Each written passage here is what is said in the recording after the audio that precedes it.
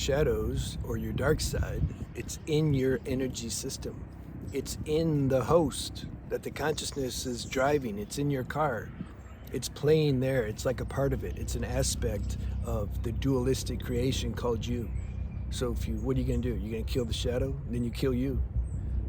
Or you go crazy. What's wrong? Why do I have this darkness? Why do I keep doing things that aren't spiritual?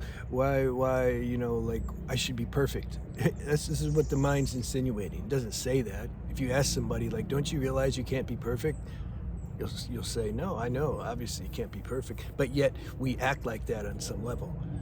Because then I'll say, well, you just said you shouldn't be perfect. So then why you keep beating yourself up and saying that certain darkness or shadow shouldn't be in you?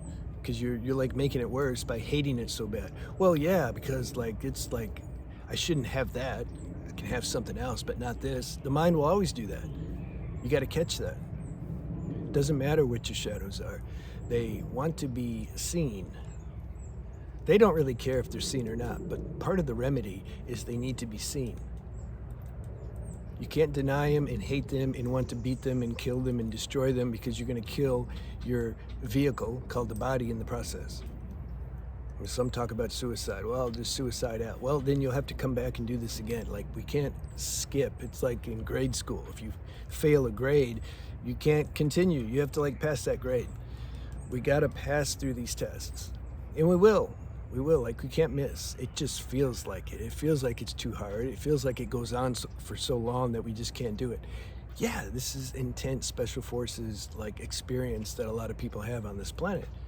It's just hard. Like, what do you want to do? But you can't kill things that are in you, that are part of you. How are you going to kill it? It's like trying to kill a disease, or some of these medical doctors, you get diagnosed with something. Disease is just a description of certain symptoms you have a lot of times, and then they want to kill it and destroy it and do invasive operations and cause a bunch of trauma on a body that's already weak, and then give drugs on top of that stimulate and suppress and force the body into doing something that it's not doing organically. And they call that treatment. It just doesn't work. Sometimes there's a place and time for everything. There's no absolutes. But I'm trying to point here to the fact that these shadows and darkness, we need to focus on the fact, here's the process. You see them first. Don't deny them and hate them and pretend like they're not there. No, you just see it. Like, who cares? I used to not understand why people don't want to look at themselves. I'm like, who cares? And then I realized because they experience, when they look at themselves, it brings up a certain amount of shame and guilt, and they don't want to feel those feelings, so it's easier just to deny it. They just pretend like it's not there, or you justify and rationalize and come up with good manipulative arguments. They say, no, I don't, I'm fine, I don't have, all that, because they want to escape this guilt and shame. Where does that come from? It must come from society and conditioning from the family and churches and all kinds of things. We're a sinner and all this nonsense. There's no perfect human being or personality or anything. Like, we all have darkness. Then the mind judges and says, yes, but I don't want this kind of darkness. This darkness is too dark. That's a judgment. Darkness is darkness, period. Light is light, period. The form that it takes, the expression it takes, the concept that we have of intensity of the darkness, it's irrelevant. What really matters is we're willing to look at it, okay? And this darkness is on borrowed time as far as its survival when we start looking at it. It just says you can't be conscious. Unconsciousness can't live in consciousness for that long. So you want to look at it. I think the camera's moving a little bit when I move, but it's better than walking, right? So you want to look at this stuff. You admit it, you see it. Don't judge yourself. Don't tell people about it who are going to misunderstand. The people that misunderstand, they have the same problem.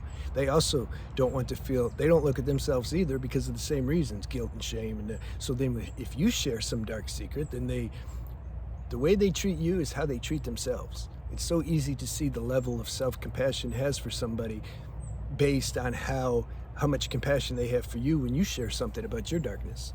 This is why it's so easy to find people out. Because we're all the same on a certain level. The form and the expression that this stuff takes, it differs. In the exact specific remedy, it differs. Like the game's not so easy to beat. But the antidote is you look at this stuff and you see it. You don't run from it or hide from it. You admit it and you see it. Okay, this darkness is there. All right. Then either, if it's deep, you'll automatically realize like, but geez, I can't do nothing about it. I've tried a bunch of things. I meditate and do yoga and I run around the track and work out and get gains, but like it's still there. I eat healthy and I fast and no. But like it's just like holding the spring down. You know, it's like, okay, I push it and the spring comes back up. If you're at that point, okay, if you're not at that point and you think that you can still do some special technique, biofeedback, chakra cleaning, Reiki, whatever, then go try everything. It might take decades to go through enough things to where you finally see like, damn, I can't beat this.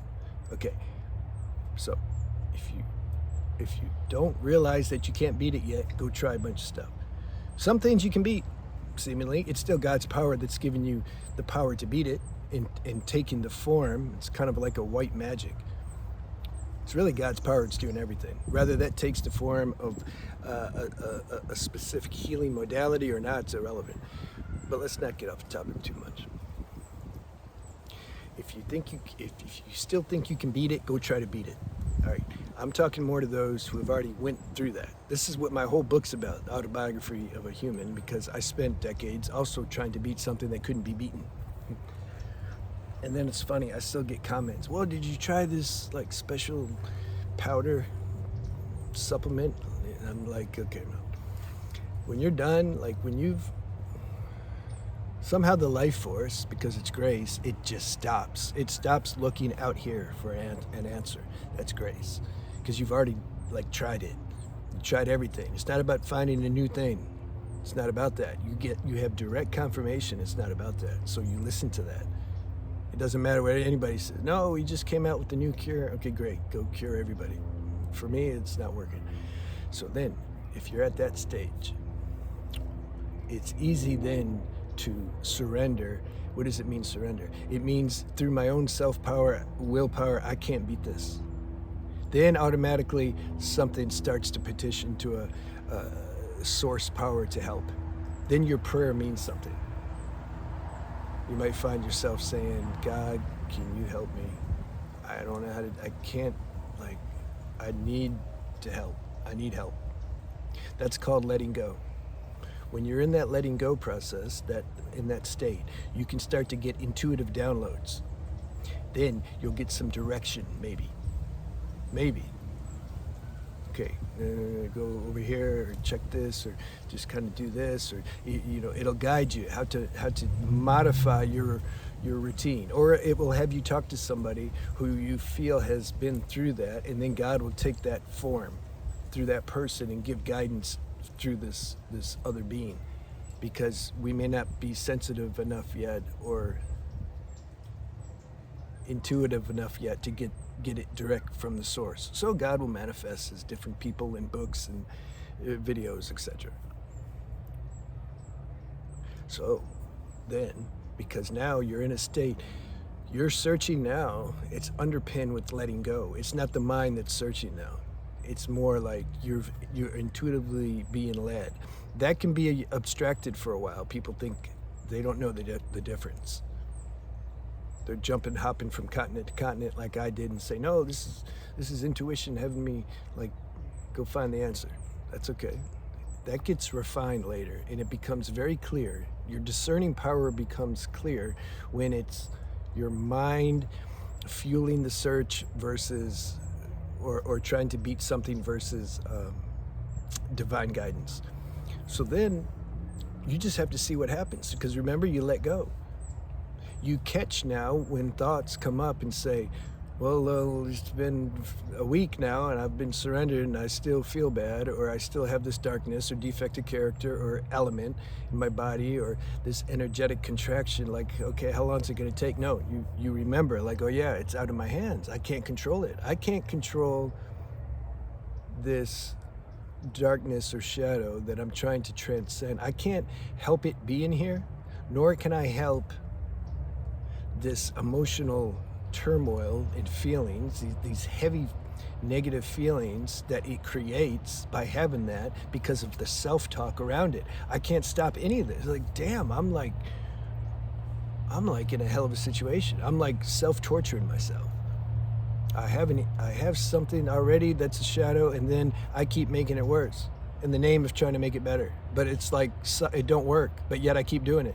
I think 12-step defines that as insanity. We keep repeating the same things or the same techniques or process, even though we know clearly it doesn't work. Why? Because like we're stuck. The nervous system is operating in a track now that like it's going, man. The momentum, it's taken over. We can't stop it. That helps one surrender. When we surrender, that's what allows a greater power, source power, to kind of give us a overhauling in the way we look at things and our perceptions of things. And we start to listen to subtle direction, call that intuition or God's voice or divine direction. That starts to guide us. Then we start following that. Now here's the thing. Because remember, we've let go of expectations in what we think the results should be, right? Because like if we can't control it, how can we control the results? We can't. We have to keep reaffirming this realization. And it's not just a belief, it's just, we see clearly. We have to know the difference between that also. A belief in seeing things clear. When you see things clear, you see things clear. Like nobody can sway you. So you've given up control and impatience and expectations of how this certain outcome or result should be. Because here's the thing. You might not, maybe it'll whatever it is, disease, element, darkness, contraction, energetic, whatever, maybe it won't fully get remedied. Maybe it'll get a little remedied. It won't matter. What matters, this is all that matters. You'll discover a way to be at peace with it. That's all that matters. Rather the thing goes away and that gives you peace, or if your acceptance level of it is so deep that gives you peace. Or maybe it'll get a little better and your acceptance level will be higher and that'll give you peace. We don't know the concoction, divine concoction of how that's going to work. But remember the point, you're going to have peace with it. That's all that matters. That's all that matters. And you'll also let go of the self-talk that tells you, yeah, but if I was more spiritual, I wouldn't have this. Man, you know how much that destroys so many people's sanity, this judgment. And you know where it comes from? Looking at other people. They don't have it, whatever it is. Because they're spiritual. These people have a lot of things that you don't know about. They don't talk about it because it's not spiritual. They probably have the same problem that we're discussing right now. And people's karmic destiny is different. So we don't all have the same challenges.